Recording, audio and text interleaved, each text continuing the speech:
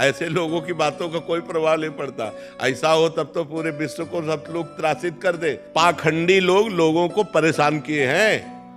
Car से उतरे, दरवाजा खटखटाए और संत वेश में, हम यज्ञ करने जा रहे हैं, हमको इतने 1000 रुपया दो, नहीं दोगे तो तुम्हारा लड़का। और वो घबरा गया कि गृहस्थ आदमी, यार साधु ऐसा, वो साधु हो ही नहीं सकता। जो रुपए के लिए तुम्हें साप दे, जो रुपए के लिए तुम्हें त्रासित करे, जो अपनी कामना तुम्हारे सामने रख दे, वो साधु ही नहीं है। पक्की बात समझो। साधु तुम्हारे हित के लिए, गोस्वामी जी कहते साधु ते होए न कारज हानि। कभी संत से तुम्हारे कार्य की हानि नहीं हो सकती। कभी मंगल भवन भगवान के दास के द्वारा तुम्हारा अमंगल नहीं हो सकता। संत तो दर्शन संभाषण से अमंगलों का नाश करते हैं। संत अमंगल कैसे कर सकते? अब उसके दिमाग में बैठ गया कि सूरदास ने कह दिया तो अब ये कुछ नहीं होता बाबा। उन्होंने कहा था हम मिटा रहे तुम्हारा, ठीक है, समझ में आ गया। हाँ, अब थोड़ा मूंग की दाल और फुल्का पाओ, पूड़ी कचौड़ी मत पाला, नहीं सांप लागू हो जाएगा।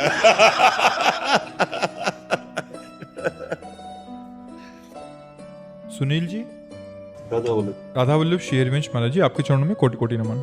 महाराज जी, हम श्री जी के प्रति समर्पित हैं, इसका कैसे पता चले? हमारी कहीं ममता नहीं रह जाएगी जब हमारा समर्पण हो जाएगा। कहीं ममता, सबकी ममता ताग बटोरी, मम पद मनहि बांध बरडोरी। शरणागति का लक्षण है। जननी जनक बंधु सुतदारा, तनु धन धाम सुहृद परिवारा। सबकी ममता ताग बटोरी, मम पद मनहि बांध बरडोरी। माँ, पिता, पत्नी, पुत्र, देह, कहीं भी ममता नहीं रह जाती। प्रेम होता है, ममता नहीं होती। माँ में भगवत भाव से प्रेम, पत्नी में भगवत भाव से प्रेम। सब में नाते नेह राम के मनियत, सुहृद सुसेव्य जहालो। जितने भी सुहृद हैं, सुसेव्य हैं, सब में भगवत भाव से वो प्रेम करता है, और ममता कहीं नहीं होती है। उसके अंदर अहंकार नहीं होता, क्योंकि अहम समर्पित हो चुका है, शरणागत हो चुका है। इसलिए उसे कभी भय नहीं लगता, कहीं भी उसे भय नहीं। वो निर्भय हो जाता है, निसंकोच हो जाता है, निश्चिंत हो जाता है। उसमें कोई संशय नहीं रहता, उसमें कोई भगवत विपरीत भावना नहीं रहती। वो बाहर भीतर सब जगह से निर्भय। जैसे बाहरी भय सर्प, बिच्छू, सिंह, दुश्मन, नाना प्रकार के और भी भय, और आंतरिक भय है, कहीं मैं काम से भ्रष्ट ना हो जाऊं, कहीं ऐसा ना हो जाए, कहीं वैसा। ना आंतरिक भय ना बाह्य भय। शरणागत होने पर वो दोनों भयों से मुक्त हो जाता है। उसे अपनी चिंता नहीं रहती, किंचन मात्र भी लोक व्यवहार की चिंता नहीं रहती, क्योंकि उसको पता है कि हमारी चिंता का भरण पोषण ठेका ठाकुर जी लिए हुए, मैं उनकी शरण में हूँ। उसे कोई संकोच शोक नहीं रहता, कुछ आवे या कुछ चला जावे। उसको पता है जिसने एक क्षण में अनंत ब्रह्मांडों का सृजन कर दिया, वो मेरा स्वामी है। शोक किस बात के? कभी ये संशय नहीं होता कि पता नहीं भगवान ने मुझे स्वीकार किया है कि नहीं। विपरीत भावना, कहीं हमारी दुर्गति न हो जाए, हम भरोसे पे बैठे हैं, ऐसी भावनाएं निकल जाती। दो बातें निकल जाती, संशय और विपरीत भावना। और ये निर्भय, निसंकोच, निश्चिंतता, ये उसके हृदय में ठसाठस भर जाती है, जो भगवान का शरणागत होता है। मृत्यु का भी भय नहीं रहता। जैसे एक श्रीदाम नाम के भक्त हुए हैं, वो मुगल बादशाह के खजांची थे, पर बड़े दयालु थे, और भगवान का निरंतर नाम जप करते रहते थे। उनसे जैसे कोई कहता मेरी बेटी का ब्याह है, तो बादशाह तो आदेश करेगा नहीं, वो चुपचाप खजाने से दे देते। और ये राजकीय अपराध है। आधा खजाना खाली हो गया। काजियों ने जब ये पता पाया तो बादशाह से शिकायत की। बादशाह उनको सामने बुलाए और कहा तुमने अपराध किया ये? बोले हाँ, अगर प्रजा से ही कर लिया जाता है और अगर उन्हीं को जरूरत पड़ गई तो उनको देने में अगर अपराध मानते तो मैंने अपराध ही किया है। तो काजियों से पूछा इनको क्या सजा मिलनी चाहिए? तो उनका फांसी की सजा मिलनी चाहिए। और हर्ष में नाम जप करते थे, मुस्कुरा दिए। तो उन्होंने कहा कि तुम्हें फांसी मिलने जा रही, तुम मुस्कुरा क्यों रहे हो? बोले मेरे अगर भगवान मुझे फांसी देना चाहते हैं तो मुझे बहुत आनंद है। मृत्यु तो होनी थी लेकिन परोपकार में मृत्यु हो रही। उनका तुम्हारी अंतिम इच्छा क्या है? तो विट्ठल भगवान महाराष्ट्र में जो है ना, वो उनके इष्ट थे, उनका एक बार दर्शन करा दीजिए विट्ठल भगवान के। तो सामने गए और कहा आप राजी हो? अगर आप राजी हो तो हम राजी हैं। जोई जोई प्यारो करे सोई मोहि भावे। आप जिसमें राजी हो उसमें मैं राजी हूं। इधर ये विट्ठल भगवान के दर्शन करने गए, उधर विट्ठल भगवान पहुंच गए। 14 वर्ष की अवस्था, नव किशोर स्वरूप और एक पीतांबर की झोली में रत्नों का ढेर। बादशाह के आगे ऐसे रत्न फेंके और कहा देख तेरे पूरे खजाने की कीमत एक रत्न में नहीं होगी, ऐसे ये दिव्य रत्न है, रख ले अपने खजाने में, तेरे खजाने की ये शोभा बढ़ाएंगे। तो उनका हो कौन? उनका मैं नौकर हूं उनका श्रीदाम का। बस श्रीदाम तो हमारे यहाँ नौकरी करता है। बोले वो मालिक हमारे ऐसे ही हैं, हमारी बात समझ नहीं रहे, मैं उनका नौकर हूं और तेरे पास संपत्ति क्या है? कुछ नहीं, एक हीरे के बराबर तेरे पास संपत्ति नहीं, रख ले हीरे। बोले तुम्हारा नाम क्या है? बोले बिट्ठू। विट्ठल भगवान थे, बोले बिट्ठू नाम। और बोले तुरंत हुक्म कर कि मेरे मालिक को फांसी से मुक्त किया जाए। तुरंत घोड़े दौड़ाए और वो उधर आदेश देने लगे, इधर भगवान अंतर्ध्यान हो। अब वो रूप माधुरी, वो बोलने की कला, और उसका तो हृदय छिन गया था। जब श्रीराम को सामने बुलाया तो उनका एक बार अपने नौकर से मिला दो बस। तो उनका हम तो आपके नौकर है, हमारा कौन नौकर है? उनका नहीं, वो कह रहा था बिट्ठू नाम है और श्याम रंग का था। बस उनके आंसू आने लगे कि अरे ये मेरे प्रभु की लीला थी। तो उनको भय नहीं लगा। प्रहलाद जी को इतना कष्ट दिया गया लेकिन उनको भय नहीं लगा। क्यों? उनको पता है मेरा हरि रखवाला है। प्रहलाद जी को था हजारों हाथों से मेरे को ऐसे भगवान गोद मिले, इसलिए मुझे कोई कष्ट नहीं हो रहा। तो भक्त निर्भय हो जाता है, निश्चिंत हो जाता है, निशोक हो जाता है। उसे भगवान जिसकी रक्षा करते उसे भय कैसे हो सकता है? सूरदास जी ने एक पद में लिखा था, उसका अर्थ था कि एक कबूतर वृक्ष में बैठा हुआ था। बाज ने ऊपर से देखा और पूरा निशाना तय कर लिया। इधर नीचे बहेलिए ने कबूतर को देखा तो धनुष बाण से निशाना। कबूतर ऊपर की तरफ उड़े तो बाज खा जाए, नीचे की तरफ देखा तो बहेलिया निशाना लगाए।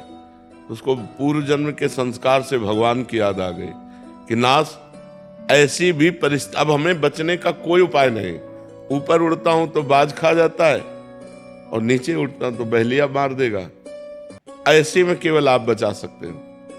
भगवान का जे ध्यान किया तो जहां बहेलिया खड़ा था, धनुष बाण बिल्कुल कबूतर की तरफ ताने, वहीं काला सर्प निकला, उसे डसा। जो ही डसा तो ऐसे हुआ, तीर छूटा तो सीधे बाज के लगा, दोनों मर गए, कबूतर निश्चिंत हो गया। तो भगवान बचा रहे हैं जब, तो भक्त को कभी भय नहीं होता और कभी चिंता नहीं होती। देखो सुदामा जी के 2-2 दिन 4-4 दिन खाने को नहीं था, और जब मालिक की कृपा हुई तो सुदामापुरी बन गई। जैसे द्वारिकापुरी वैसे सुदामापुरी। तो भक्त को कभी शोक नहीं होता, कभी चिंता नहीं होती, कभी भय नहीं होता। वो भगवान की शरण में निश्चिंत, निर्भय, निशोक रहता है। समझ पा रहे हैं आप? हाँ, भगवान में एकदम निश्चिंत, मस्त एकदम। और ऐसा नहीं कि विपरीत परिस्थितियों में भी मस्त। अनुकूल परिस्थिति में तो सब मस्ती दिखाते हैं। जब विपत्ति हो, प्रतिकूलता हो, तिरस्कार हो, संसार में कोई साथ ना दे रहा हो, तब मस्ती हो तो जानो भगवान की शरणागति की मस्ती। लवीना बत्रा जी जयपुर से। महाराज जी, इनका प्रश्न है कि बट शरणागत हुआ कैसे जाता? क्या किसी विशेष स्तुति के उच्चारण से शरणागत हुआ जाता है? हाँ, शरणागत की 4 बातें हैं। पहला है आज्ञा पालन।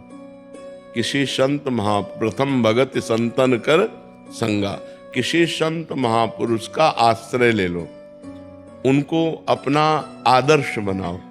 पहले सत्संग करे और सत्संग से पहले खूब अच्छी तरह जांच ले कि दंभ पाखंड नौटंकी नाटक तो नहीं है, रुपया कमाने के लिए पाखंड तो नहीं किया जा रहा है। अगर ये समझ में आ जाए भगवान की प्रेरणा से कि इनके आदेश उपदेश से हमारा जीवन पवित्र हो जाएगा, भगवान के चरणों में शरणागति हो जाएगी, तो प्रथम भगति संतन कर संगा, पहले संतों का संग करें और उनके बात को मानने की अपने अंदर प्रबल श्रद्धा रखें। पहले है आज्ञा पालन, दूसरा है संकेत के अनुसार चलना, तीसरा है रुचि में रुचि मिला करके चलना और चौथा है सब में भगवत भाव करना। इससे शरणागति हो जाती है। हम किसी संत की आज्ञा पर चले, उनके संकेत के अनुसार चले और उनकी रुचि में रुचि मिलाकर चले और सारे जगत को भगवान के भाव में देखें कि सिय राम में सब जग जानी, करो प्रणाम जोरि जुग पानी, सब में भगवान विराजमान। अब पहली बात, आज्ञा पालन की सामर्थ्य कहां से आएगी? भगवान का नाम जप करने से। जितना भगवान का नाम जप करोगे उतने ही संत और शास्त्र की आज्ञा पालन करने की सामर्थ्य आएगी। किसी भी संत की आज्ञा का पालन यदि आपने अक्षरशः कर लिया तो देवर्षि नारद जी कहते हैं महत्संगस्तु दुर्लभ हो, महापुरुषों का संग मिलना दुर्लभ है। फिर लिखा है अगम्यो, निर्वाह कर पाना कठिन है। यदि उनकी आज्ञा का पालन कर ले गए तो अगला शब्द लिखा अमोघश्च, निश्चित भगवत प्राप्ति हो जाएगी। तो भगवान के प्रेमी जनों का संग, उनकी आज्ञा का पालन, आज्ञा पालन करने के लिए निरंतर नाम जप और परोपकार की भावना, सब में भगवत भाव, इसी से शरणागत हो जाएगी। शरणागति अंदर से बस कि मैं भगवान का हूँ, भगवान के सिवा हमारा कोई नहीं।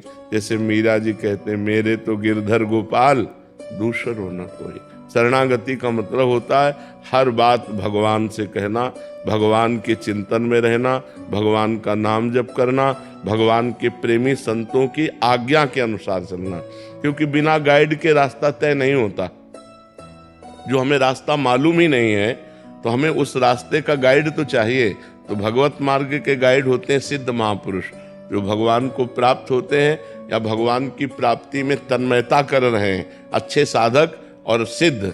आजकल जो है भगवान के मार्ग को भी एक मतलब साधन बना लिया गया है अपने जीने खाने का, जबकि भगवान लोक परलोक सबका भरण पोषण करने के लिए स्वयं ठेका लेते हैं।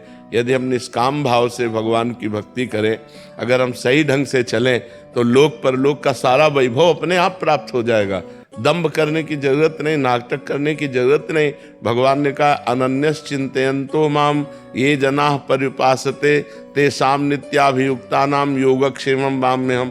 तुम केवल मेरा अनन्य चिंतन करो, जो जन मेरा अनन्य चिंतन करता है उसके योगक्षेम का वहन मैं करता हूँ। और जब भगवान करता होंगे योगक्षेम का वहन तो कमी क्या रह जाएगी? आनंद ही आनंद रहेगा, हृदय भी आनंदित रहेगा और बाहर भी सुख सुविधा रहेगी। तो हमें लगता है भगवान के मार्ग में कपट, चतुराई, छल, दम्भ ये करने की तो जरूरत ही नहीं।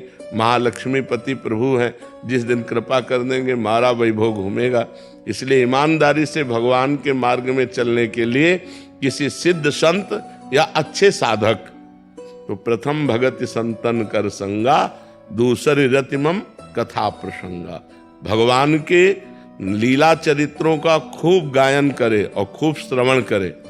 श्री गोस्वामी तुलसीदास जी कह रहे गुरुपद पंकज सेवा तीसरी भक्त अमान, मान रहित होकर गुरु चरणारविंद की सेवा।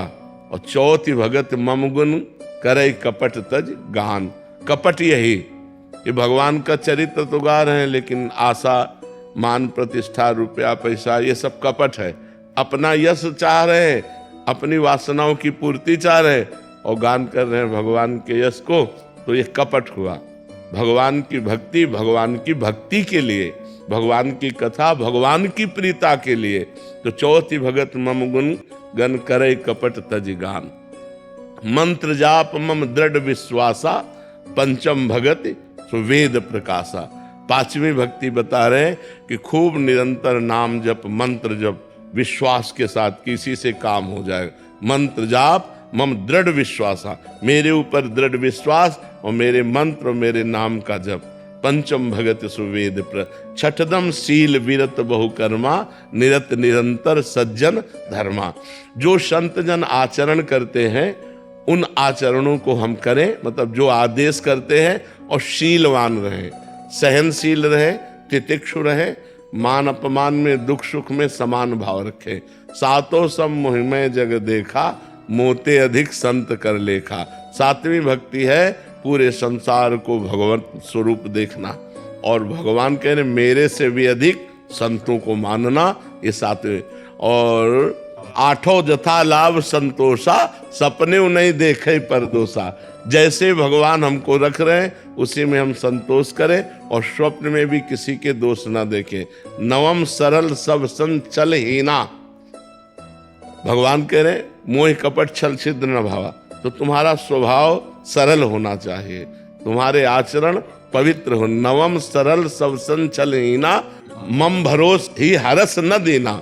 मेरे ऊपर दृढ़ विश्वास हो, और लौकिक वस्तुओं की प्राप्ति में हर्ष न हो, और लौकिक वस्तुओं के नष्ट हो जाने में दीनता न हो कि मैं अमुक वस्तु होती तो ठीक है, नहीं। दीनता भक्ति की हो, और आनंद भगवान के चिंतन का हो। मम भरोस, मेरा भरोसा दृढ़ हो। अगर ये 9 लक्षण आ जाए तो पूर्ण शरणागत हो जाए।